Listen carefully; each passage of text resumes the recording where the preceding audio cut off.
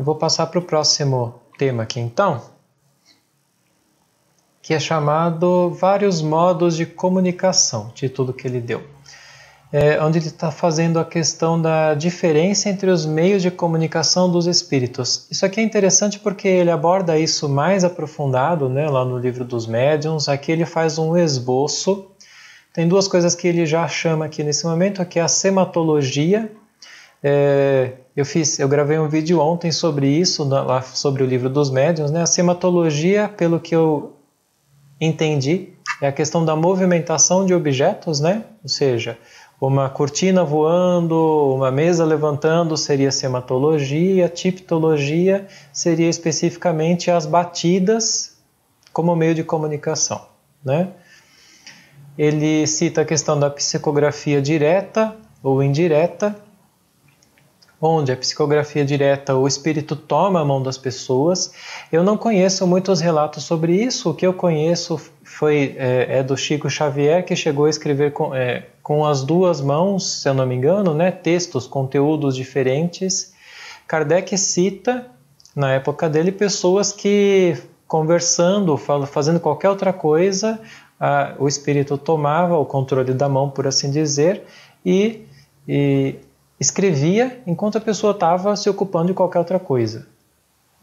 Acho que é mais ou menos isso aí, né? E na psicografia indireta, onde o médium ouve, por assim dizer, o conteúdo passa pelo médium. Interessante que Kardec, pelo que eu já vi, ele procurava mais os médiuns de psicografia direta, porque ele, de uma forma acertada, entendia que existia menos conteúdo do médium naquela que poderia influenciar aquela mensagem, né? Então ele procurava mais os diretos. E aí é interessante que apenas nessa revista, nesse momento, ele fala em espiritografia, que seria... tem um outro termo para isso que depois ele usou, que seria escrita direta espiritual. Não tem um médium no meio, né? Você deixa uma folhinha lá e de repente essa folhinha aparece escrita. Isso seria espiritografia, certo? Paulo, vou fazer um adendo, tá? Na história do espiritismo tiveram alguns opositores, né? O que é normal, né? Numa doutrina ou numa filosofia, tá? Mas existiu uma senhora, Madame Blavatsky, que é muito conhecida desse pessoal que gosta de ocultismo e tal, tá? E ela era muito revoltada em relação a Kardec, em relação ao espiritismo, ela condenava muito, e ela dizia que ela era especial porque ela não fazia psicografia, ela caía as folhas escritas no colo dela, ou quando ela fazia sessões, elas diziam espirituais, surgiam as folhas escritas, né? E um seguidor dela, chamado Siné, recebeu juntou todos os textos que ele recebeu nesse formato e criou um livro, que é a Carta dos Mahatmas, tá?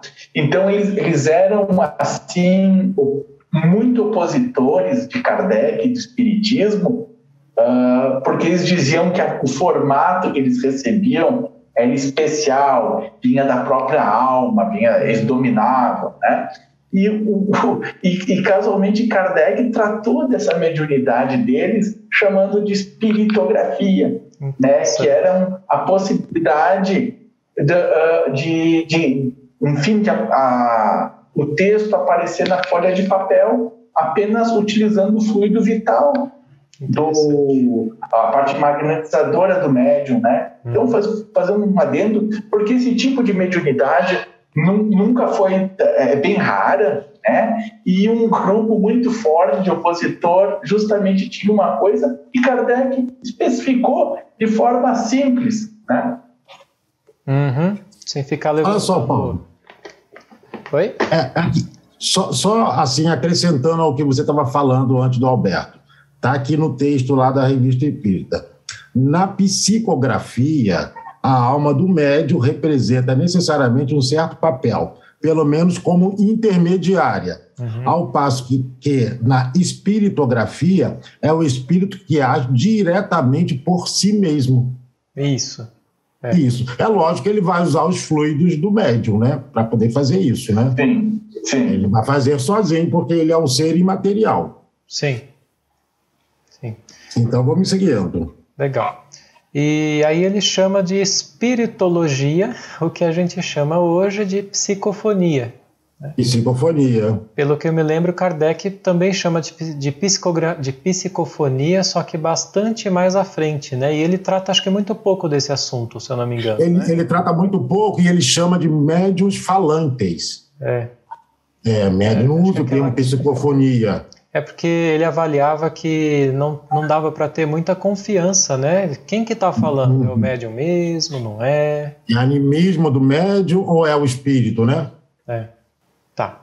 Então é isso. Nessa ocasião a gente sabe que o livro dos médiuns não existia. Então isso aqui foi um esboço de coisa que ele estava vendo, estudando, recebendo, né? Para depois lançar o livro dos médiuns. Até a Ariane tinha falado, né? Que parece que tem alguma coisa que diz que o livro dos médiuns nasceu depois disso daqui como uma necessidade, né? Porque ele percebeu que havia essa necessidade. Ariane, sim, ele falou duas coisas que eu quero acrescentar. Então, voltar só um pouquinho.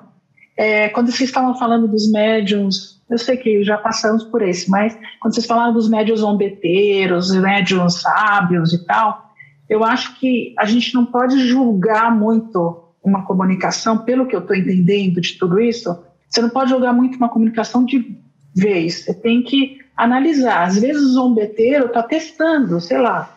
Enfim, a gente não é ninguém para julgar pessoas nem os espíritos, né? Por isso que tem que ter bastante discernimento, como o Alberto falou, para saber se aquela comunicação é de tal jeito ou não. Quanto ao... O que era a outra coisa que o Paulo tinha me perguntado, que eu esqueci? Da questão do livro dos médiuns, né? Que nasceu dele. Sim, porque ele fez o livro dos médiuns em 61.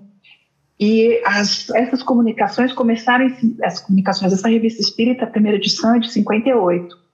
Então, a partir, muito dos relatos que a gente vai ver aqui de outras pessoas que mandaram material para ele vai publicar, vai estar no livro dos médiuns, a publicação exatamente como ela relatou aqui, porque a pessoa permitiu e os espíritos, e ele com todo o estudo dele, verificou que aquilo lá realmente fazia parte da doutrina. Então, por isso mesmo que esse tipo de comunicação toda que vocês estão relatando, depois aí ele faz um aprimoramento no livro dos médiuns. Tudo que a gente está fazendo é uma conversa, um esboço, ele está esboçando um rascunho do que vai ser. Depois, a partir daqui, que ele vai fazer também o céu e o inferno, e depois acabar com a Gênese. É isso que eu ia acrescentar. Então, é tudo um processo. Mas eu acho que o livro dos médiuns, então, ele é melhor, é mais completo do que o livro dos espíritos, porque ele vai tratar de assuntos que também que aconteceram com outras pessoas que antes ele não tinha contato. É isso. É o que ele diz, né? Que o livro dos espíritos é a base filosófica, por assim dizer, e o livro dos médiuns é mais uma parte prática, né? Exato. E aqui ele vai ter muito de prática, né? Sim. Era isso. Sim.